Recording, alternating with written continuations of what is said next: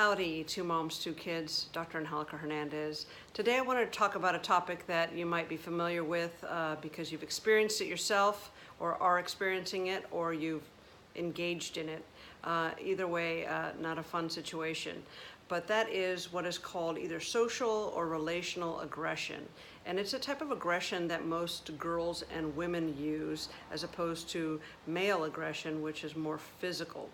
This form of aggression, this relational aggression, is about relationships. And what it is and what it does is the intention is really to hurt the self-esteem and kind of crush the other.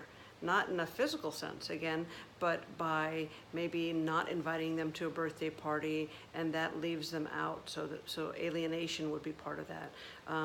Maybe telling your other friends not to be friends with them. Maybe spreading rumors about that person. Now, this is stuff that happens. We know this happens in adolescence, but it also happens in adult women. And that's my focus today, is because I have witnessed and know enough people in my life that have been victimized by other women, whether it's in the workplace or in the friendship place, where women have collected and they have kind of teamed up against another woman. And the hard part about that is not that it's being done, but that the person who it's being done to, the victim here, has no concept or no sense of what they've done to hurt the others and to be treated like that. And that's the hardest part. And what I want to challenge parents to do, in this case women, moms, is to think about what you're modeling to your kids. Because if you really want your children to be able to use their words and speak their mind and confront situations that are uncomfortable or difficult or where they're being mistreated, that we have to set an example. And that's uncomfortable, but at least it shows some honesty and some integrity. Instead of just discarding the relationship, which is kind of what happens. Because if you alienate someone and you stop inviting them and they start being part of that group, then technically you've discarded them.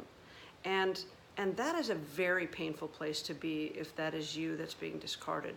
But what is more painful is not knowing why and not having an idea of what you've done to disrupt the scenario, to disrupt the friendship circle.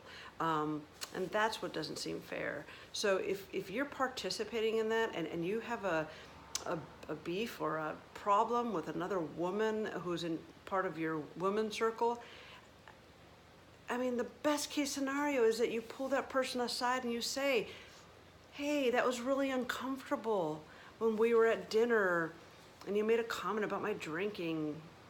That felt really accusatory, and gosh, it really hurt me. And the person has a chance to be reflective and say, oh my God, I was trying to be funny, and I'm sorry it didn't land well, and I'm sorry, I'm so sorry. How can we repair this? Because then it gives some room for repair. Right? If someone doesn't know what they've done to cause the distress or to be ousted from the group, then they have no room for repairing it. And I think that's important. And I think our kids are listening and watching and know what's going on. So pay attention. Be the bigger person. When someone goes low, as Michelle Obama said, we go high. I believe that is very, very true. And I think that is a great way to live your life with integrity and honesty. That's it. Two moms, two kids. Bye.